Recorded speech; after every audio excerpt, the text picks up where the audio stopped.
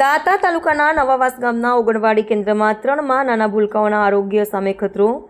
નવાવાસ આંગણવાડી કેન્દ્ર નંબર 3 દાતણિયા મહાદેવ મંદિર પાસે આવેલા નાના બાળકો માટેનું મંદિર એટલે બાલ મંદિર આવેલું છે, જ્યાં આંગણવાડીની બિલ્ડિંગને અડીને પાછળના ભાગે ભેંસો માટેના તબેલો બનાવી આંગણવાડીને અડીને પાકા આરસીસી તબેલો બનાવી નાખ્યો છે.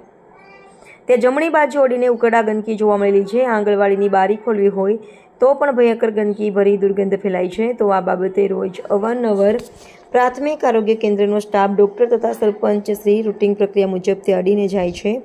તો કેમ આ એમને નહીં દેખાતું હશે? આ બધા દબાણદારો તથા ઉકરડા કરી અડા જમાવી બેઠેલા લોકોને સાથ સહકાર હોય એવું જણાઈ આવે છે.